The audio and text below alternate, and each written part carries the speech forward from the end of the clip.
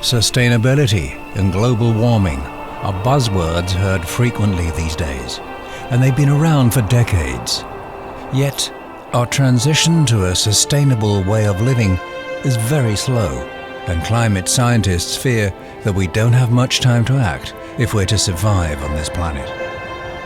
Today, many people argue that we must first make an inner shift before we can address our outer challenges, since what we create in our outer world is just a reflection of our inner nature. But how do we do that? How do we shift into a mindset that is in harmony and balance with nature and each other, acting like stewards and caretakers for this earth, our home?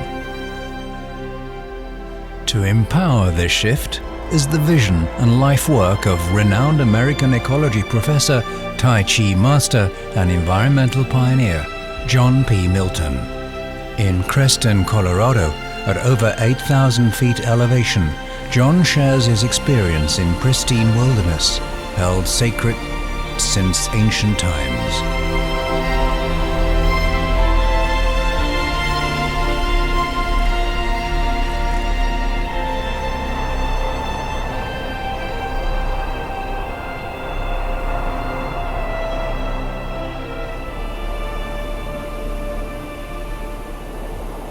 I became interested in the field of ecology because it was the science of relationship, the relationship of humans to nature and different species with each other, and how species came together to live in communities, and how plants and animals live together and live in larger living systems, which we now call ecosystems. You know, it's not easy necessarily birthing movements, and I've done it 4 times in my life. I've helped to birth major movement. The first was the environmental movement. The second was the movement to save the remaining wilderness in Alaska. The third was the tropical preservation of the tropical rainforests. And the fourth is this process. In the beginning, I noticed that people treated nature as a resource, which is not necessarily a bad thing, but imagine if I had all my friendships and my family and my loved ones and I treated them as resources. We've become a culture of takers in modern society. If you become a culture of takers, then you're not giving back to the family of life. You're not a member of it that's productive and sustaining the totality of all living systems. We're way out of balance as a result. And the end result is things like global climate change, carbon dioxide issues, loss of biodiversity around the planet, all the kinds of crises that we see today.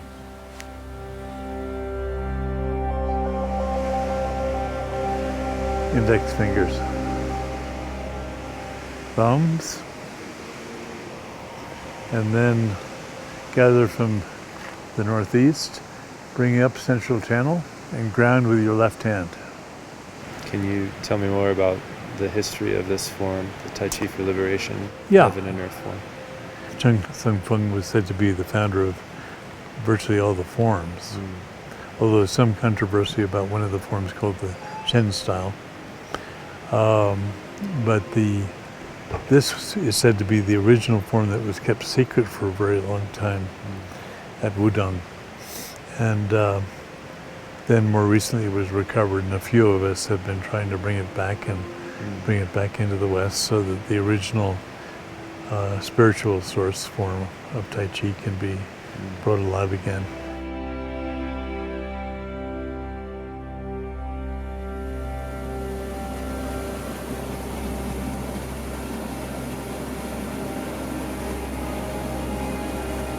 I met John 7 years ago at Kashi Ashram in Sebastian, Florida. A student asked the question, why do I feel so good when I'm in nature? Why do I feel so balanced when I'm in nature? And John responded in a way that stuck with me to this day. He said, that is because nature is in perfect harmony and in perfect balance within herself, in her natural state. And you begin to feel that when you spend time in nature, and you begin to take that on. So that's the invitation that she's offering.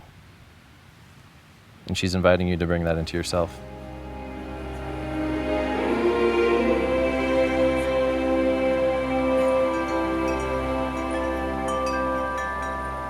Basically, the way of nature provides an opportunity to reestablish that balance with the rest of life through dropping for a little while.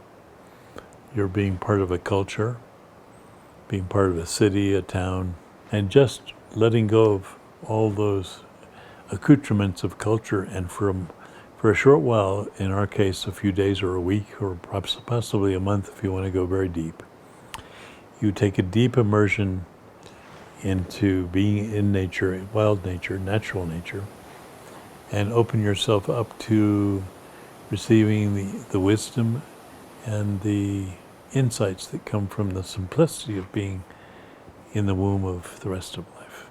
You're given tools to remove and release the contractions and the distractions that prevent you from having a natural connectivity to the rest of life. It's day 3 now, and by talking to John and his teachings, I do realize how big my disconnection, how big it is. He talks about domestication, and there's like a lot of layers of distraction and contraction. And I do realize now how big it is, how long it has been that I've lost touch with nature.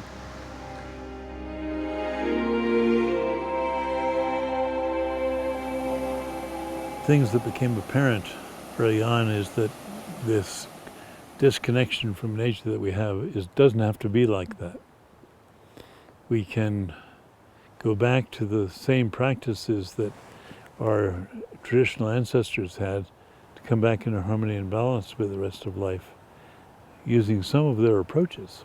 For example, most of the great religions on the planet, the traditional peoples had the tradition of the vision quest, where you go back into nature for a period of solitude. You go deep into your connection with nature, and through that solitude, human culture falls away and you begin to have the experience of the rest of life being your family. We hold a lot of blocks as human beings, and partly it's just because we're social creatures. So the power of solitude in nature can't be underestimated. You know, so much of the expectations, the negative emotions, they're all tied up with human stuff. So those layers come off really quickly when we're in solitude and we're supported by the harmonious balance that is surrounding us in wild nature. So we become more balanced, and those contractions, the stress, really can be released. There's an invitation from nature to explore connectedness and to explore the connectedness that you have within yourself and the connectedness you have to nature.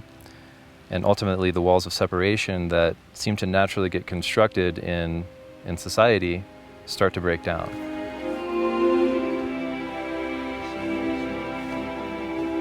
So this is looks like a bear track. This one right here. That's right. It's got, at first I thought it was maybe a mountain lion, but it's a little bit bigger, and it seems to have 5 toes. So we take people out into nature and provide them with some basic practices for building relationship with nature through some meditation and ceremony. And through deepening a relationship with nature, they can connect with outer nature, inner nature, and their true nature. True nature is that part of yourself that connects to everything, the part of you that connects to what is larger than you, and is that part of you that is non-distracted, not trapped by grasping desires or aversions to things, just a relaxed, present self that realizes it's connected with all things.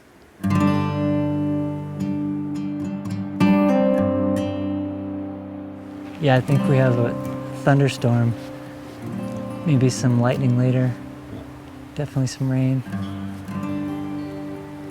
Maybe we have an hour to get a hike in.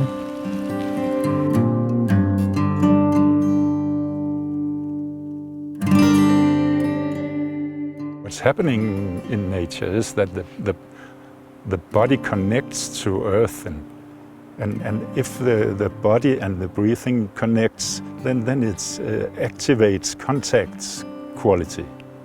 The nervous system's different parts need to be more connected. That means that the relation nervous system, the limbic, and especially also the body, the autonomic, comes more together. And that is absolutely easy in nature. The shift happens by itself because the thinking brain and all the things, concerns, and boom, they stop in a day or two. It's much more what's going on actually here now. And that you could call the heart or the heart feeling. And it's very difficult to be in nature without or being there for some time without getting this direct heart feeling to all the other beings. It comes by itself. It is nature. You are nature, inside and outside.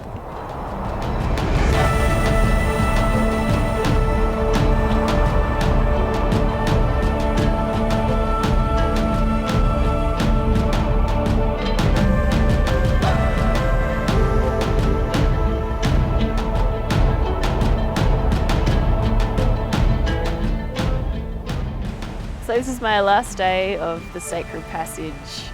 Yeah, I'm feeling really quite peaceful and empty. It's been a really sort of smooth time for me. Haven't really needed to face too much of the hard stuff, which has been nice.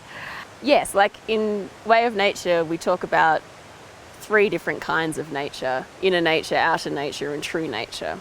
True nature is your essence or source. You know, what you're fundamentally made of. Yeah, true nature is something that, I mean, it's very difficult to put into words because it almost is indescribable.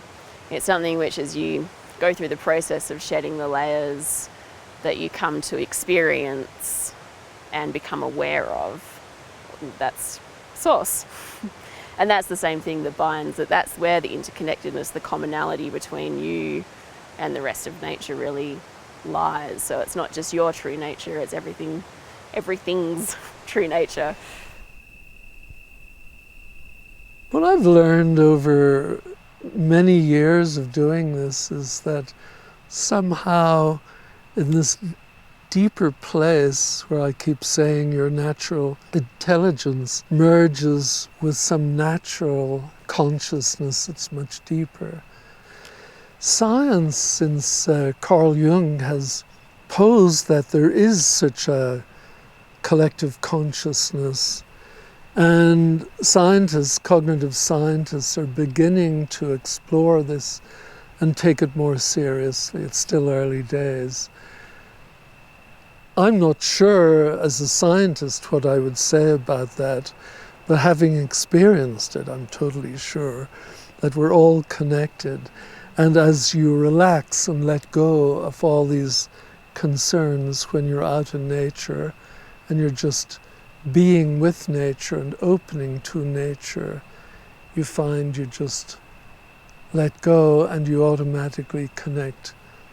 We are connected also to the planet, to the stars, etc. It's a miraculous feeling and totally unexplainable. Okay.